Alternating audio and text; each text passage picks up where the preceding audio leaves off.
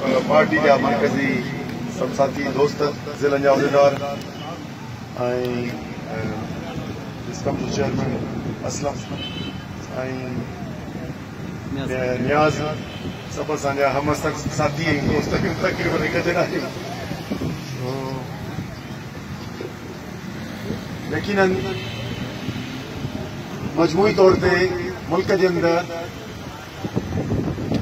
ही जेके ॿिया मामला अचनि था, ही जेके अॼु असांखे जंहिं सबब जे करे अॼु असीं अची वेठा आहियूं त ग़ैर मुल्की ऐं ख़ुसूसन अफ़गानी जेके 41 सालनि खां वठी ऐं महिमान इम्का थींदी आहे कुझु 2-3 साल 41 सालनि खां वठी हिकिड़ी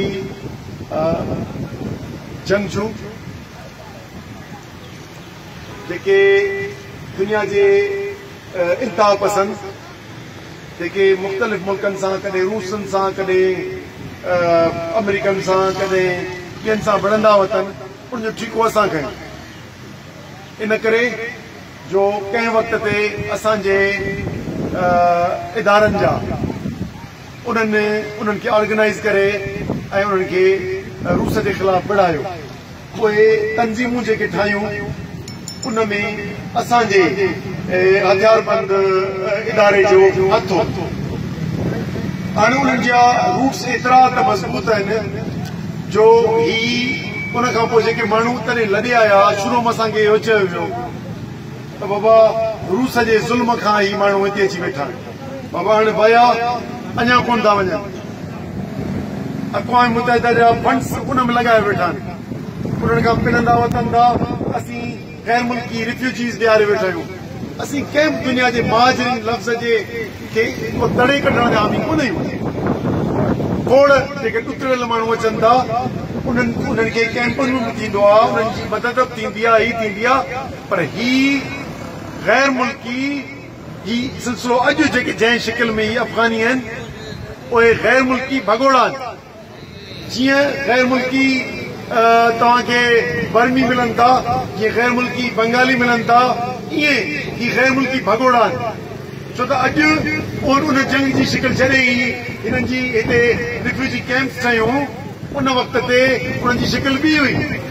उन वक़्त ते सॼी दुनिया इन रूसी यलगार जे ख़िलाफ़ हुई, अक्सर दुनिया, ऐं उन्हनि अमेरिकन कैंप उन्हनि खे फंड्स ॾिना ऐं हिते उन्हनि खे आबाद कयो। अॼु ही मामलो मुख़्तलिफ़ आहे।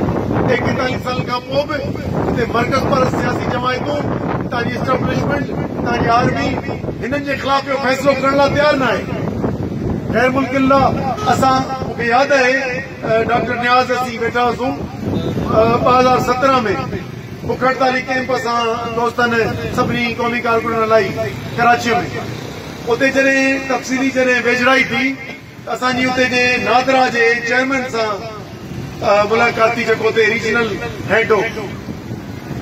उन ॿुधायो त ही तव्हां कहिड़ो कमु करे रहिया आहियो।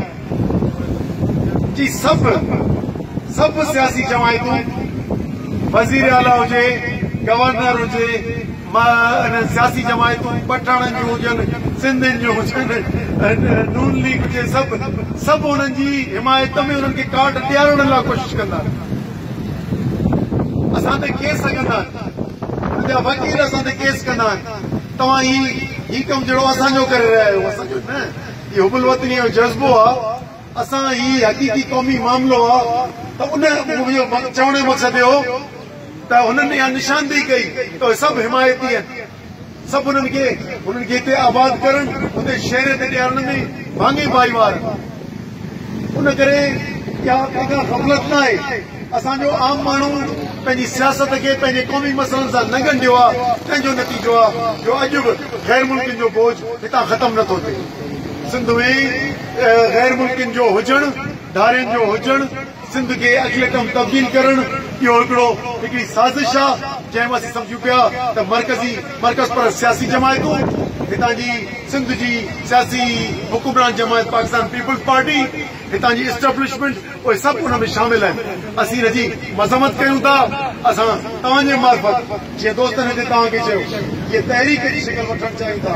इब्तिदाई तौर ते राब्ता मुहिम जीअं 2017 में पाण हिकिड़ी सिंध मार्च करे कंहिं शहर में पंहिंजे हिते क़ौमी मामलनि खे अॻिते कयो कि हिन मामले खे माण्हुनि जे घर घर वञूं, पंहिंजे तंज़ीम खे मुतहरिक करियूं ऐं पंहिंजो को रोल अदा करियूं। त जीअं ही छो त हितां जा हुकुमरान उहे फेडरल गवर्नमेंट हुजे या प्रोविंशियल गवर्नमेंट हुजे उहे हिननि जा हामी आहिनि। हाणे या त असीं उन्हनि जा हामी थी उन्हनि सां हा में हा मिलायूं या पंहिंजी क़ौमी गैरत जो सुवाल, पंहिंजी क़ौमी बका जो सुवाल असांखे ॿुधाए थो पंहिंजे ख़िलाफ़ उथी ऐं जिदोजहद कयूं। उनजे ख़िलाफ़ जिदोजहद जी जेका शुरूआत कई आहे पार्टी, इंशाअल्लाह इन में तव्हां दोस्तनि खे सलाम पेश करियूं था जिन मुस्तक़िल मिज़ाजी सां कल्ह खां वठी शिरकत कई आहे ऐं इन जो सर ॾियूं था अॻिते बि साथ ॾियो। इंशाअल्लाह जिदोजहद खे कंहिं मंज़िल ते पुॼाइण जी कोशिशि कंदासीं। महिरबानी।